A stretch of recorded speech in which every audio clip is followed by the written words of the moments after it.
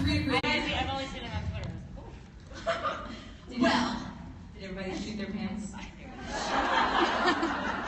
Chelsea, we talked about this. Serious. Oh, I don't mess around. Moderation is very important to me. So welcome to the power of queer social media.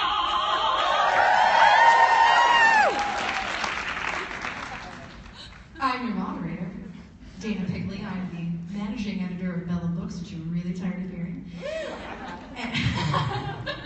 And so I have a distinguished panel, and I'm going to introduce them, starting with Miss Chelsea Steiner here on the end. Chelsea is a screenwriter, a blogger, a critic, and a sex educator. Chelsea Steiner. Thank you so much. And by the way, there's a new portmanteau in town. It's Picklestein. Yeah, if you ship us. If you ship, we're both married, but if you ship us other people. Next to Chelsea, straight from Australia, right? I was gonna say I didn't mess up and say Australia when it was New Zealand because I get in trouble for that. I'm so sorry. She is a TV producer, writer, of course, part of her. She's an Aussie and she's here. This is Tara Stuart.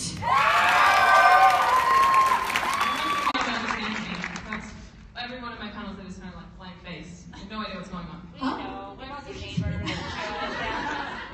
All right. We have Bridget Liszewski. Liszewski, sorry. Liszewskians.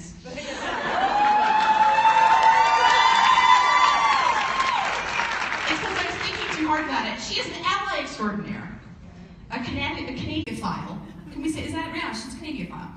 And she is the editor-in-chief of the TV Junkies. So, Bridget. This lady right here, you might know her. She was the executive producer, writer, and showrunner for a little show called Lost Girl.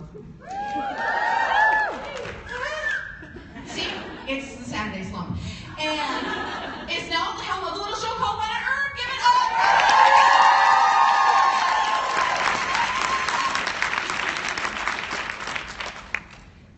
You guys are a really good smelling panel. Everyone smells really nice. I'm sweating through my old Yeah, sweats. me too. I can't see out of my eyes. So. No, so this is for everyone, okay?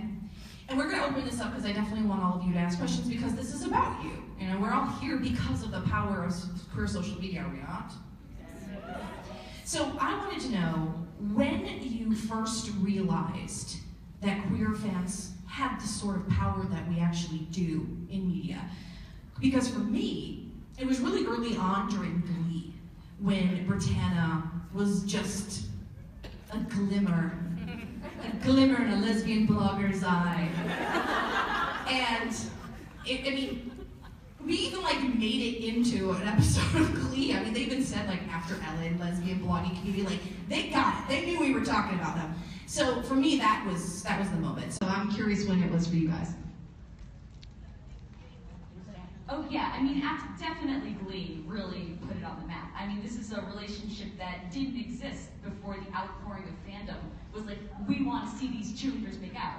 And, it started as a throwaway joke, it evolved and became one of the most, defining lesbian romances, marriages of network television of the 2000s. So it was a really interesting trajectory. I mean, that was the first time I was whoa, this is a big deal. For me, I think my first one was probably the Buffy fandom. I remember just going on to fanfic forums back in the day. I can't remember what it would have been. I think it was before, probably GeoCities. Oh yeah, that was really it. And that was the first time, firstly, my name is Tara and I was really into that. That was my shit. The first time that I ever started interacting with other fans about it, I think prior to that, I shipped a few things, but there wasn't really something on mainstream TV that I'd found that represented me. So that was really the first one, and not the last. I was admittedly way later to the game. I didn't really notice it. My site has only been around like 3 years, so we started covering the 100 and the way that the fans blacked it. Sorry. We will get to that. Then I realized I should be covering more Canadian TV, which is much more open. But I think so. It was really Winona Earp, like in the way that Way Hot just like blew up after episode 2 for me. So I was much later to the game. And for me, obviously, as a creator, I came from a different angle, but it was definitely just seeing the response to Bo and Lauren. And you really saw this kind of hunger and this desire for people to see themselves represented on television as succubi. All the succubi came up, like, finally! But it was just massive, and you saw these really, especially like genre fans who were like, yeah, we are LGBT and we're genre fans, and finally something has been made for us. Thank you. But don't screw it up. Thank you, but we hate you. We love you. All that. But it was a rich tapestry. Yeah. You know what? You guys, yeah. Thank you. So, guys, let's talk about 307. It's like a bandit. It's all connected. Lex's death. And how it impacted fandom. I mean, as an entertainment writer, and I've been writing about television and all this stuff for 5 years, I had never seen anything like this. And do you think it was just the straw that broke the camel's back? Because things have like, it feels like everything is different now. And let's start with you, Tara. Yeah, I also feel like it was a ship that people really, really connected to. And it was definitely the first one that I saw to that level on Twitter. I mean, you talk about the flamingo migration, or the flamingo effect. We sort of followed into fandoms. And I remember being in that first fandom, which was like the Orphan Black and Clone Club. And then we went to Carmilla, and then the second we saw Lancer and we jumped over onto the 100, and everyone was so excited and so into it. And she was such an incredible character. People were immediately connected and interested and obsessed. So when we got to that point, the fandom was already so big, and people were already, communicating and talking and making such incredible art and incredible videos that it just sort of had to happen. That was definitely the last straw, but also, could it have been anyone else? I'm not sure. That's a really good question. Like, could it have been? I don't think so. But no, it could. I don't think so. I mean, especially the Clexa, and of course Clexa is across all ages, but I feel like the age group of people in their 20s, people who watched the 100 in high school. I'm in my 30s, so I came to it a little bit later, but everyone, you have that kind of defining queer ship or queer characters that you see at such an impressionable age, they just stick with you. Like for us, it's Buffy, and it's Willow and Tara, and it's Buffy. But for this younger generation, it's Clexa. And because this younger generation is so much more active on social media, they're on Twitter, Snapchat, they're on everything. When 307 happened, I think everyone who was invested was on social media, and everyone was pissed. And this was after losing like so many characters, like year after year of losing all of these characters. It really truly was the straw that broke the camel's back. Oh, sure. Yeah. Okay, possibly go wrong. Trash some other writers. No. I will admit that I didn't watch the 100, but I certainly had heard about it, and it was just exploding because of this relationship. I did like a funny tweet when I heard that it happened, which I totally copped to, because I was like, wow, then we're gonna eat it like you can't even believe. I did know that. I was like, oh my god. I think the thing that was interesting from a creator point of view was, without making excuses for everyone, I really don't know if they understood what they had done. And you're like, well, I hate that answer. So no, I would say this, it was interesting that it was obviously, there had been certain efforts made to court the community, and then I think it was painful because the community got betrayed. And personally, it was hard because there were a lot of young people who were really invested in the relationship, so that was quite painful to watch on social media, to be totally honest. And someone who I know was really instrumental in talking about it was Mo Ryan, who has been here, and she really was one of the first journalists who kind of said,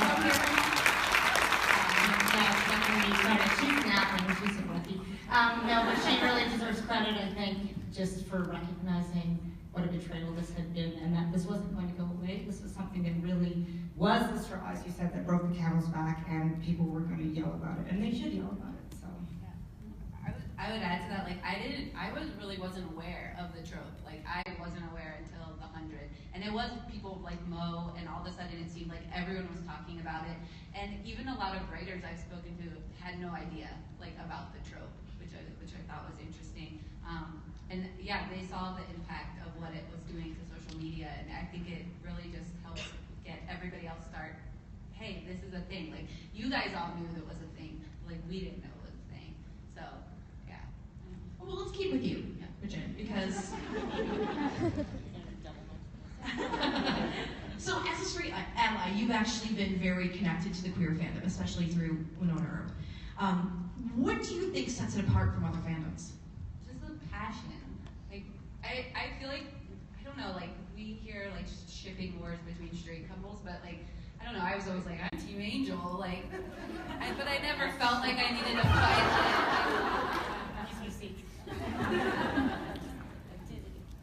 She's Sorry, cooking down. I still watch Bones every now and then, see David Graham. But, yeah, so, over what? Let's ask about the one on Earth. Yeah. Yeah, I guess I just didn't understand, like, when Hot showed up, like, I really didn't understand why that was such a big deal, or why, so, That's because she opened a door Yeah. in Shorty's, but it was inside every And then queer I girl's heart. Yeah.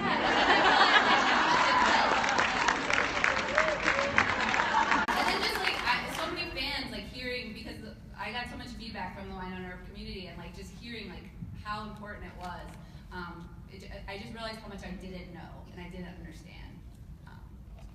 Well, what I love about you is that you educate yourself, and you're the best about that. I've always appreciated that. She's a really terrific ally. So,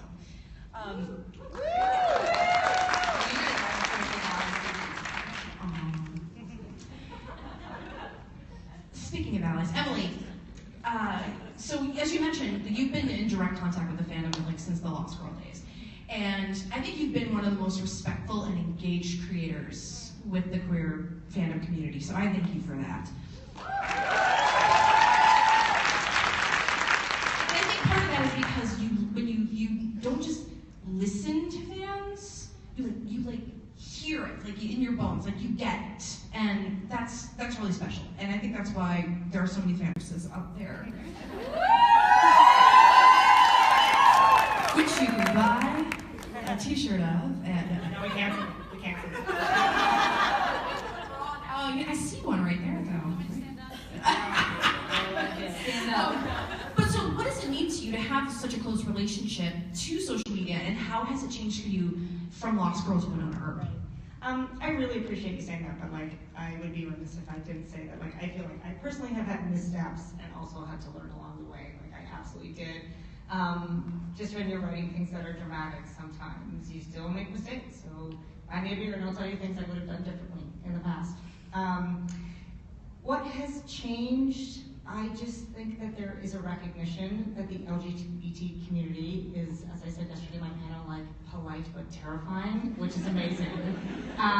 But it's incredible. This is a really educated, generous, warm community that wants to see themselves represented in a way that is respectful, and they will make their voices heard, and they will move, for the most part, as a group. They will migrate as a group to support things very passionately that they think are done well. I just think like social media in general has grown from Lost Girl to Winona Earp, so I just think there is a platform now that is also taken more seriously by decision makers, so by the networks and producers and whatnot, for you to make your voices heard. So it's just honestly volume and organization, you know? I guess that's it. That people know the LGBT community also do speak to each other and just communicate what shows they want to support and what's important to back, and that is really important, I think.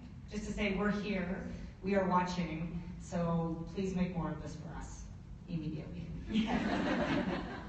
So I apologize for having to read this, but my brain can't fit any more like memorization in it at the moment. So some people think fans may have gotten a bit too powerful,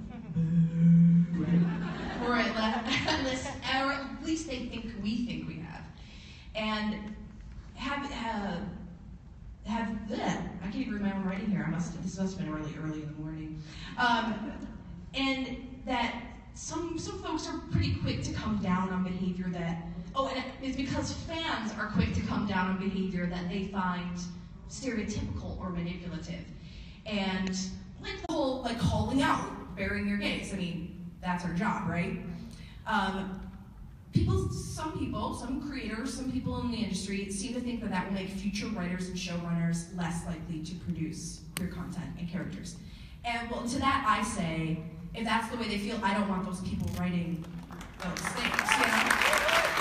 But I'd like to know what all your thoughts are on that. Well, I think the thing you need to remember is that all of these bad tropes exist for straight couples as well, but there's so many of them that no one has to call them out because they can just switch to another channel and watch Break Rap. So when we get very passionate about one of 17 lesbian or bisexual characters on TV, which I think has the statistic, but I'm not the statistic person in my group. Someone is. Someone will call me out on that. When there's only 17 and 2 of them are dead, and then the other ones are all crazy bisexuals or whatever else they can come up with that's on every other show, we have to call it out because we can't go to another ship, we can't go to another character, and if that's a negative and they're not going, like you said, they're not going to write about it, then I really, really don't want them to, because do it right or don't do it at all. Also, and when you say that, it reminds me, when Glee was on, Glee had a major, the writers had that major backlash when they were. That's why they did the Cheerio thing on the floor. I'm positive about it. Yeah, exactly. So it's like, you see, but what was nuts to me was writers in the Glee writers room were like tweeting back and getting into it with fans, and it was like, number one, dude, know your audience. By the way, no surprise, the combative, angry Glee writers were straight men. Who knew? They're white. So masculine, so fragile. But number one, like as a writer, it's like, dude, know your audience. Like show some respect. You wouldn't have a job if it weren't for your fans. So if they're calling you out on something, like maybe listen to them. It's okay to disagree, but like don't get into Twitter wars with fans. You're a professional, like if I was the boss of that room, that person would have been fired. Like that's unacceptable behavior. And I do think that, again, we should listen to fans, and we should, because you wouldn't have a show without fans, and you wouldn't have it without people who watch. So there has to be a sense of respect and open-mindedness to that. You have to agree with everything they say. You don't have to implement every single fan request, but it should be a mutually respectful arrangement. And the thing is, when people respect the community respects them. And there's no fan group that's more loyal than LGBT fans. No one more loyal. So, I think I have to jump back in a bit there to queerbaiting as well. You sort of almost touched on it. Yeah. But when these writers' rooms are using those fans on the same mediums, on the same platforms, that then they're like, oh no, now they're really angry at us on Twitter. We just tweeted 5 times, this app was going to be only about Sanders. You can't call us out on that because we can just immediately call you back out on, doing the same thing to us. And I think that's why Lex's death stung so bad. Because that room, they courted queer fans. They were pushing the Clexa Portmanteau agenda. So when it's like giving you something with one hand and slapping you in the face with the other, so. I also think there's a difference of power when it comes to getting really passionate over something like a shipping war versus using your power as a fandom or as queer people to educate these writers about what's going on, because I think so many, I was unaware, I think that so many TV writers were so unaware of these tropes, and if that's what your power is going to do is educate people, how is that a bad thing? That's nothing but good, so. Fans. I'm pro. Fans, love them. Ain't got nothing but love for your fans. We're talking about respect for fans. we're talking about creators who are like, oh, I'm gonna create your gay stories. Yeah, that's such bullshit. I mean, sure, whatever, but like, just don't tell any story with anyone diverse ever. Fine, good luck. It's so boring. Like, please give me another male anti-hero in his 40s who's got a beautiful wife and is sad because he's making like $100,000 instead of $200,000 a year. It's so sad. You really want to get that off your chest. Sorry, I was like, you guys see fun. No, I mean, and this is the truth as well, is like, that's a double-edged sword. I think you gotta put your money where your mouth is as a fandom. Like, love what you love, but turn the TV off. If something doesn't respect you, please don't support it. There's 500 other scripted shows, and more, you know, these aren't, it's not the 70s or the 80s. It's not like 30 million people are gonna watch MASH, or gonna watch Planet on Earth. Next year, maybe, when you're like 27 million. With you guys, maybe, but, we have to find other ways, as a fandom, to tell the powers that be that we love a show and support a show. So you have a choice. Do you know what I mean?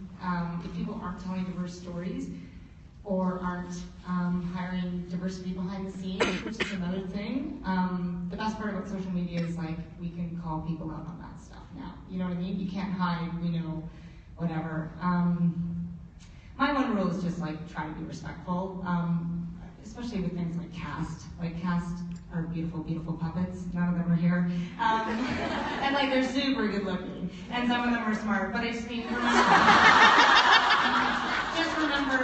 but like, truly, honestly, that's my own personal rule, is I'm pretty sure the ClexaCon girls did what they could to the best of their abilities, given the circumstances, right? Yeah, so, I don't know, it goes both ways. I just think if you court a fandom, you do have to listen to them. You can't have both ways. Well, I think this is just a point I want to make that Emily just brought up. If you are upset with something, if you don't like the way a show is treating you, you have to turn it off. Like, you can't just DVR and then hate watch it, you know? Because, I mean, you can, but it's sending a signal. I think it was pretty clear a couple weeks ago when ratings came out that you made an impact on a particular show by not turning it on, right? So, that is, in a way, putting your money where your mouth is, because your ratings translates money. So Tara, this is for you. For a community who has spent so much of its life feeling powerless, I mean, only in the last couple of decades have we actually gotten a foothold, you know? We felt so powerless in so many ways, but how do you think we can take this growing voice and make it a positive and fruitful movement? Yeah, I think it's all, along with what Emily was saying, that we do have to support the shows that we love just as much as we have to call out the ones that are doing it very badly. I mean, that's what our show is, what the shows are about, you know. It's about, you know, paying attention to what is good rep and what's bad rep, and when it is fantastic and when it is great, turn on the TV, watch it, and I don't know, I guess there isn't a lot, that is the positive that we're taking out of it, and by creating all these statistics and getting all this research done about all of the shows, the ones that are doing it well, the ones that are doing it poorly, we can make those decisions well, and I guess that's it. One of the things that we're working on at the moment is a TV scoring system. So basically watching every show that's running on network TV in America, and we're scoring it not just on how many characters there are, but how much rep and what is good rep and what tropes are in it. And I think if we can just keep working towards educating the public and educating the writers about when it is bad and what tropes are going to get that kind of backlash, we can move forward positively. Since this all happened, and I'm keeping on you with this, since this all happened last year, what shows do you think have been the most responsive? To the backlash? To the backlash and to this social media conversation, besides When on Earth. Well, yeah, that is definitely one of them. I think When on Earth, I think Carmilla has been really great about it. They were great beforehand, you know, anyone that's doing a lot of web series like that have been really cool about not just supporting the movement, but, you know, doing interviews and talking about the issues of the people that are going to listen and the people that are going to matter. I can't even really think about how many other shows we have on that are doing it really well right now. I mean, Sanders is good rep, and I'm really positive about that. For now, Yeah, and Orphan Black, I mean, they had some issues for a little while there, but I think, yeah, we've got the new season coming out, so we'll see there as well. I'm so cautious about like making a judgment pre-seeing it, because I mean, we all didn't think it was going to go where it was going to go with Clexa either. So Emily, as someone who is in the position that you're in, next to Bridget, as a creator, what makes the biggest impact for you, social media wise? Oh, there's so much. I think just seeing all the positive stuff on Twitter and the hashtag, like I go through the hashtag and see what everyone's saying, so keep that in mind. Honestly, that's massive. Twitter, Instagram, stuff like that. Social media wise, just like volume of people sharing, people talking about specific stuff about the show. Like I like it when people make up their own hashtags and then suddenly that hashtag is the thing. Like we came up with a really dirty one yesterday. I can't remember what it is. No, I don't. Well, it's burned in my mind. But that's really impactful. And then you get a sense of like rhythm, like you see like multiple people from all over kind of responding to the show and tweeting about the same moments and the same things and things they like. Like it doesn't happen in a vacuum. So I think Twitter is still massive. Like I don't know if I'm dating myself, make myself feel old, but that's a big one. And I know other people in positions of power really follow Twitter. So I think that's really important. But all kind of social media is like people just writing articles and podcasts are really big. There's such an influx now too. I really noticed this during my own herb. It's like there's a lot of LGBT reporters and people who are kind of finding their own niche and reporting about shows they think, or any media or books or what have you, that kind of cater to a specific audience. So people are paying attention to that stuff, and we certainly are. So, and one sort of begets another, and you kind of follow it.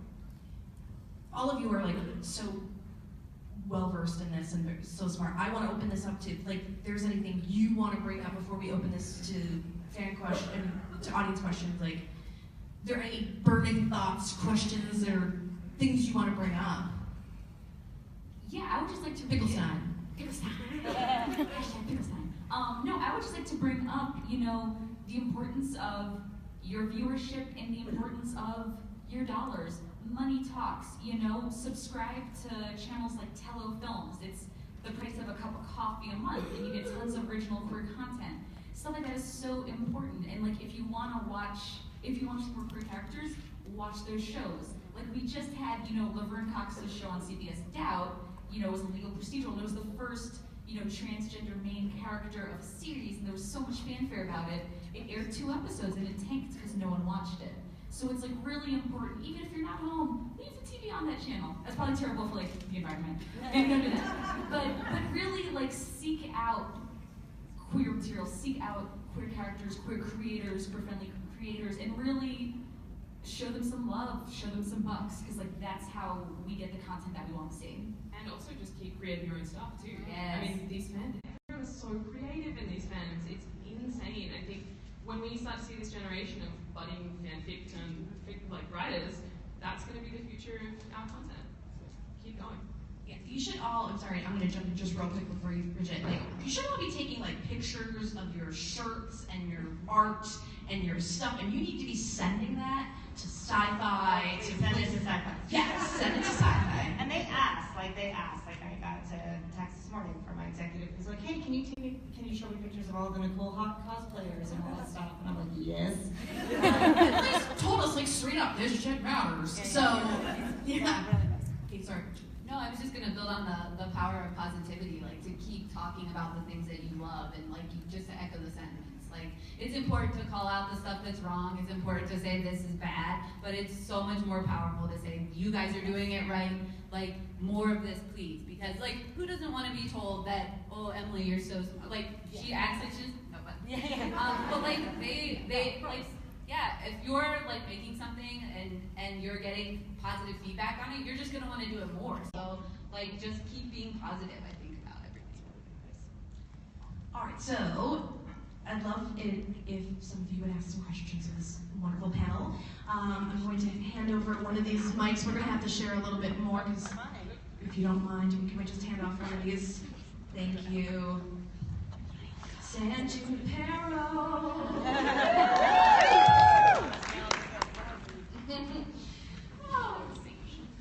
Okay, so yeah, just walk on up. Go ahead. We have just been talking about like not watching what was it called, the 100. For the reason, I mean, I know everybody unfollowed Jason Rothenberg and everything, but the 100, even though it killed Lexa, still is the only show with bisexual. Well, actually, it's the second show was How to Get Away with Murder. Was a bisexual lead character, like was a teenage bisexual lead character that gets exposition as a bisexual lead character. So I wanted to be like, should you give the show a chance to support it, or is it like oh no, you have earned us? I think that's a personal decision for sure. If you want to support that show because you feel like that is representing you, absolutely. I think that it's doing so many other things wrong that's where it sort of hits that bar for me. It wasn't just killing Lexa, it was killing Lincoln. It was treating quite a few other characters quite poorly, disabled characters. The list is like never ending. I mean, we've all seen it on Twitter. But like you should always support something that you love, and if you feel like that is good for you and positive for you, I wouldn't. Well, I'm gay, but bisexuals have like such little representation and such little diverse and positive representation that, and it's like such a vulnerable community that I feel that I need to support them in any way I can, and that's why it's like such a tricky subject, because a lot of shows don't do everything right, and I, as much as I love Lost Girl, you know, it also did have its missteps, and maybe what my plea would be for the, social media, the queer social media, is that it's not just like, you're doing this wrong, we hate you so much, because a lot of the queer social media backlash can be like super negative, like super derogative, and be like more productive, basically. I mean, you're making excellent points. That's nothing that you said is not true. However, there isn't a however. I mean, that's just simply true. And it's hard. I mean, I'm a person that writes about TV, and people get pissed at me sometimes. It happens. And the thing is, I think a lot of 100 fans are really torn about this. I mean, raise your hand if you were super torn because you love Clark. I mean, I freaking love Clark. But what happened and what that show did to this community, as somebody who is able to have a voice for this community, I can't.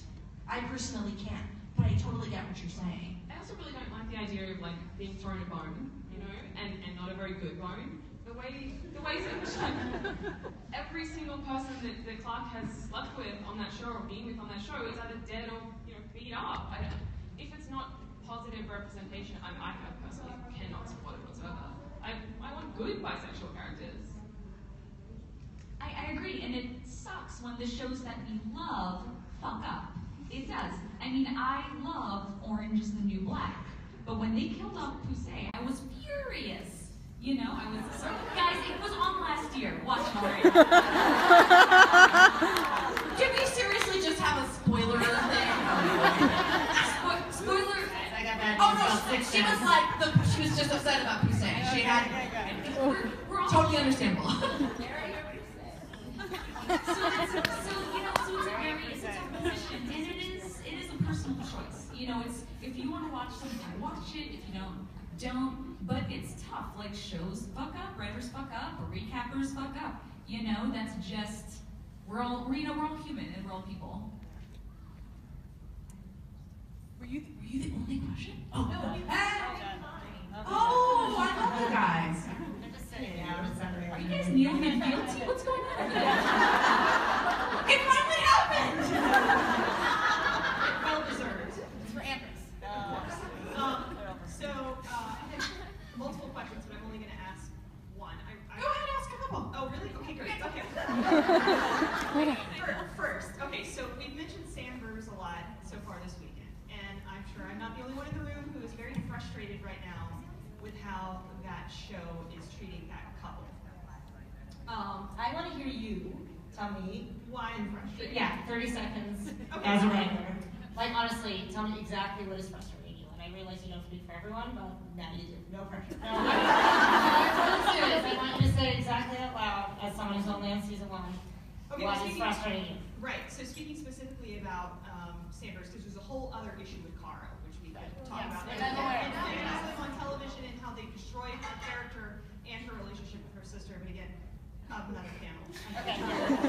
So Sanders specifically, we keep bringing up the most recent Valentine's Day episode, where it felt very reminiscent of how we all were treated with Clexa, where there was a lot of baiting going on in the weeks leading up to that, because first they said it was going to be on the 13th, and said, oh, it's a Valentine's Day episode, it's all about Sanders' couple, and we all got really excited, and then they bumped it to the next week, but they still were billing it as a Sanders-centric episode. Right. And I think they got maybe 2.5 minutes of screen time in a 40-minute TV show. And on top of that, the thing that they are focusing on is a white, cis, heterosexual couple where the man is very problematic. They normally are, but I mean, this one specifically is really bad. And so, to Tara's point earlier, she said, if it's not going well, turn it off. But as someone who tries to see the perspective of everyone, I mean, the writers have written things in a vacuum a lot of times, right? And they need a little bit of lead time to hear what we're saying, to realize, oh shit, we fucked up. Let's fix it. Not making excuses. Sometimes too, they've also like written the whole season. Right. Okay. And like then you see their response, and you're like, oh god, oh god, oh god. So this is exactly. I'm not making excuses at all, but like you do very much right about. Yeah, this is exactly my question. At what point do you check out? Because like I had a moment on Monday night where I was like, okay, I'm done. And 2 weeks ago, 2 months ago, a year ago, I would have died for that show. I would have told everyone to watch that show. Every relationship you check out when it doesn't make you feel good anymore. You break up, it doesn't make you feel happy. Especially I think with your entertainment, to be honest. Like if you, especially something like Supergirl, which is like so joyous and about, whatever it is. It's supposed to be no, I mean like seriously, staying neutral. It's supposed to be about a girl who's super. If it doesn't make you feel super, I would say There's 500 and there's so like many 5,000 other shows out other there. shows, and like you can have hope. Like I think that's okay too, right? Like I think part of the pain of Clexa as well, which we see, is like there were moments of grace and beauty with that relationship, right? If we're being totally honest, the reason there's so much devastation is because there's something really unique and the chemistry was incredible, and for a moment there was really wonderful, right? That's fair to say. You wouldn't care. It wouldn't have broken it. Exactly a moment. I was like in like 7 seconds. But I just mean like that's what's so heartbreaking about it. But it's like any breakup, right? When do you know it's over? And so often with my breakups, I've known it's over before I actually said it was over. Right. Right. But yeah. So second question, really quickly. So as someone who was very much involved in the soap universe back in the day, Team Italia forever. Next year, guys, right? The way that we got things done in that fandom was being really positive and writing letters and doing postcards and going on fan forums and saying the things that we loved about the relationship. So that was I think that's why I took to Winona Earp so quickly, is because it was the same feeling, right? But the other side of that is what happened with Clexa. It was very much, how dare you, and there was a lot of negativity. I'm not saying in a bad way, right? Because we were all hurt and like it was real people that were affected. And I'm just curious to writers as well as creators, which do you think gets to the people who are making decisions better? Being positive about something and pointing. I know what Bridget's going to say, because she's already said it. Positivity is the way to go.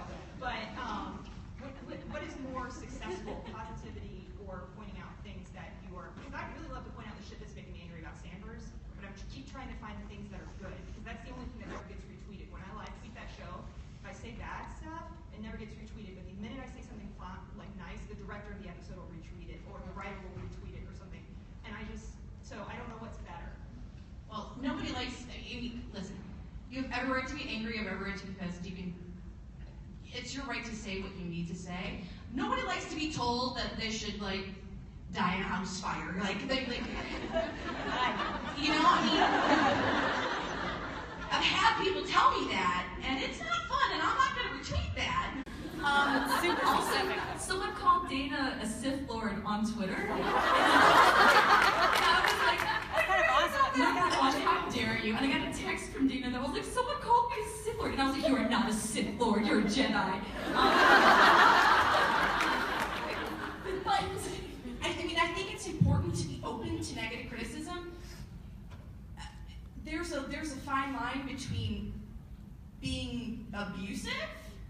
and just like saying like, you've really upset me and I don't like this and this needs to change. And I think that it's easy for people to focus on the stuff like, you're not in the house, fire, than to say like, I'm a queer person and this is really devastating to me. You know, that is not as easy to focus on as the like hardcore negative. And it's easy to lump all that together and be like, oh, you're just so angry, right? Bunch of angry lesbians. Oh, I was just gonna say, that's the thing, I don't think it has to be negative. I think it's about educating people and it's about raising awareness. Like a lot of the trends we did, LGBT fans deserve better wasn't a negative trend. It was just to get that voice out there. Tell your story, but you don't have to tear apart the show while you're doing it. Tell them what they did wrong, how they can do better, but also, you know, be positive when it is positive. I think you just have to have a balance of both.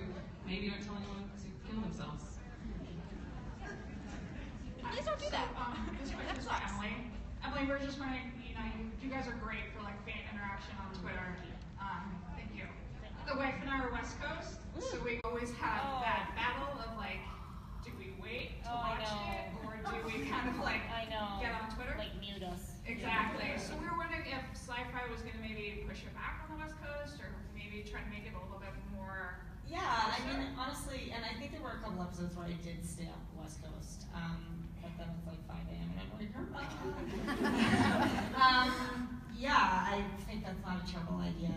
IDW is certainly looking at that, because it sucks to miss out, right? And we really, like, so much of our success was creating this kind of party, like everyone's invited to the party, and you can say all sorts of stuff, and the cast is gonna say kooky stuff, so we definitely want to keep that atmosphere, so we'll see. Yeah, you're welcome. Thanks for watching anyway. You can mute me, I won't know.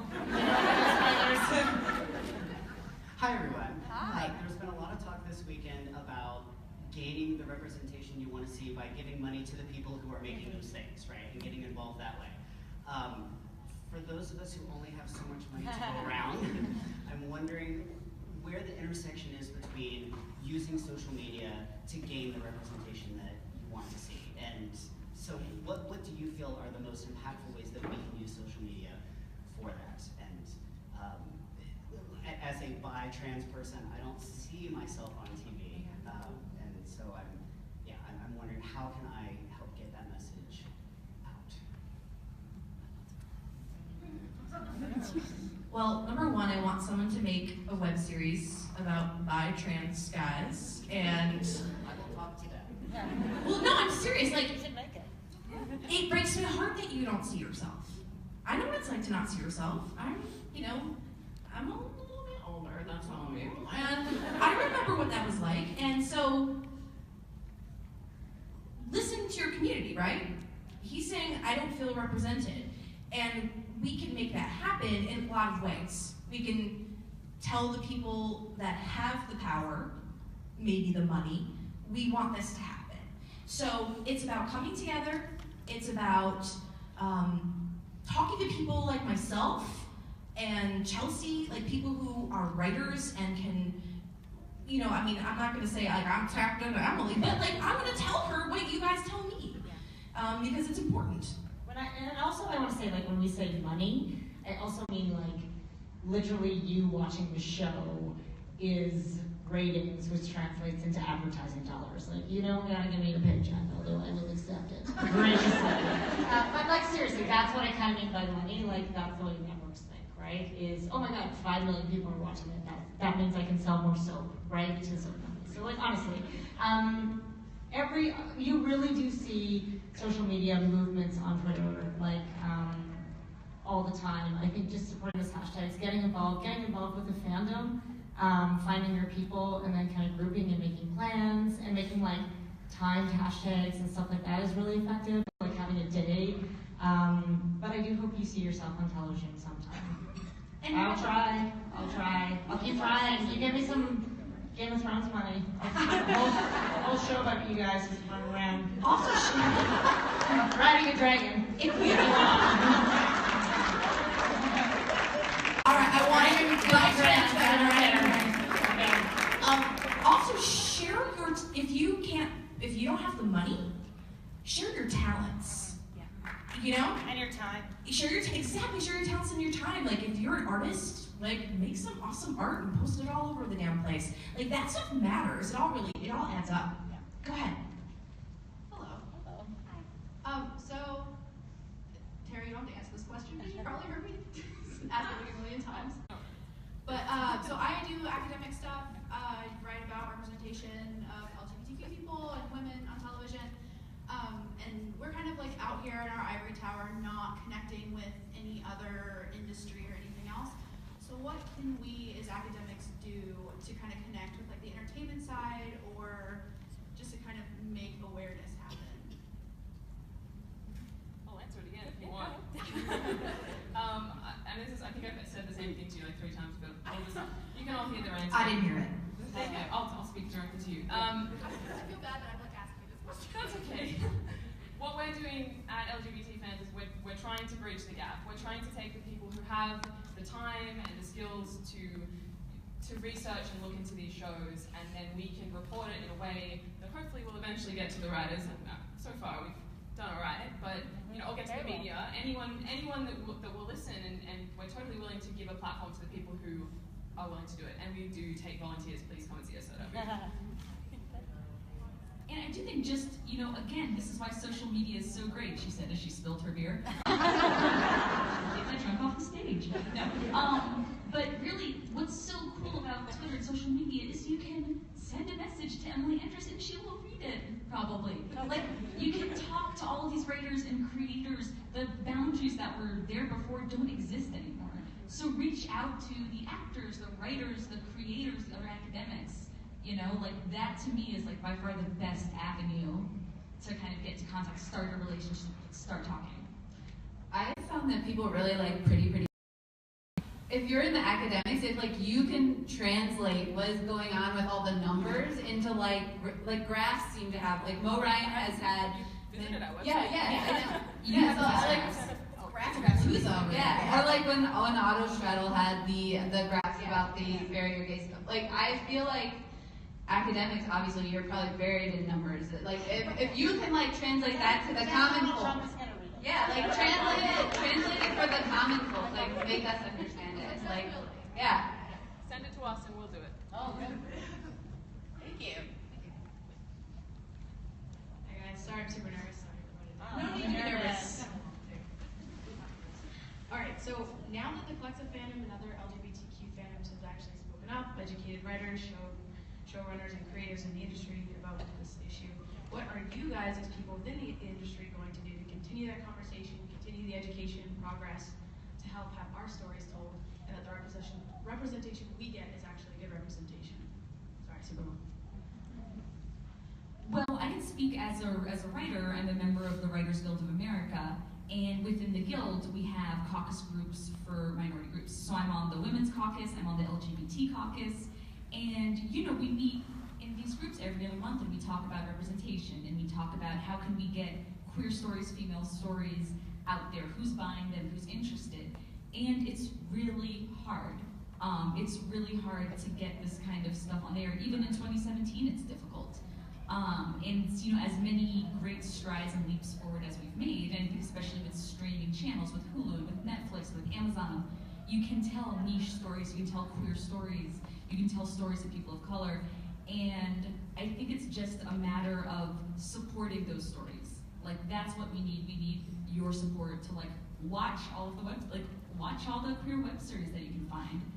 Go online and see who's watching what. Ask your friends. Ask the Lesbiverse on Twitter, like, hey, what are you guys watching right now? What are you into? And really kind of communicating. I mean, we're writing queer characters, we're writing female stories, but it's difficult because there's all of the gatekeepers, and all the people with the money are usually cis, white, straight dudes, unfortunately. I gotta die someday. Emily Andras, that's right. Awesome. Yeah, I think hiring diversity is huge, and also like I find, without tooting my own horn, I feel like women are more open-minded about saying what they don't know. Like I don't care about saying I don't know how to work a camera or where to put the lights because I'm already a showrunner. Do you know what I mean? I feel like, look, I'm the boss. I have mustard on my shirt. I don't care. But I don't know how to do that because I know my strengths. So I feel feel like when you talk about positivity, one thing that's been really lovely about it is I feel more comfortable going to people, for example, in the trans community is a great example. If I was going to write a trans character, I would really need help with that. But I'm not afraid to say, I really want to do this right. Do you know what I mean? And I want to ask stupid questions about my trans dragon show, which I'm really excited about. But like honestly, I think like you gotta remember that people are learning and they don't know what they don't know. And I think that's really hard, right? Because people make mistakes and it's incredibly insulting. But it's really hard for someone to say, I really screwed up, can you help? Can I reach out to communities and say, how do I do this? So that's what I'm hoping is going to change, that maybe now there's an openness and there's groups within the WDC or the WGA that are accessible for writers to talk to. And I do think it's changing. Like certainly in writing rooms, I find certain attitudes just aren't acceptable anymore. You know, and I'm from Canada, so it's like crazy up there. Oh yay, okay, but like it is different. Like you really see a generational divide now that things are changing with people coming up through the pipeline where they're like, oh man, we really just can't fit a dude in a dress and it's not gonna be funny. Do you know, just like the stuff like that? Like people are more educated, so just as a younger generation, it is just going to change. It's just going to take time and openness. Yeah. And I just want to say, as somebody who reports on this, I serve with the pleasure of the queer fan. You know, I've always had your back. I always will have your back. And so it's my job to cover the things that are important to you and to make sure that I am there to amplify your voices. So. I think that's the same for anybody who cares about these sorts of issues, who writes about these sorts of things. Like, talk to me, talk to Chelsea, talk to any of us. Like, talk to us. Bridget, we want to know what you have to say, and we want to bring the things that you want to see. So, you know, we're here. Just from a fandom perspective as well, I think we're in a room right now where everyone here and we're talking about these topics and you're all supporting it. If we can have more of these, it's going to change things. And we're here because of you guys. Like, we're here because of these Twitter trends. Just keep talking about it. It's going to keep happening. And let's keep having these conversations with people who can make a difference. Okay, we got two more, right? We got to do these real quick. We got to get out. Yeah. They've been kneeling. Let them answer questions. So my question, I think, is mostly for Emily and I guess Chelsea as well. I think kind of the aftermath of Lex's death was pretty well documented. And I know we touched a little bit on the queer baiting, but I think some of the big missteps that happened were things like writers going into lesbian forums and the showrunner inviting people to the set to see that Lex is alive in the finale and things like that. So kind of what have you learned about what's the line that you just kind of can't cross anymore? Kind of when you're building up a relationship with the fans online and just kind of trying to get people interested in your show, but kind of where's the line and what have you kind of learned from that kind of misstep?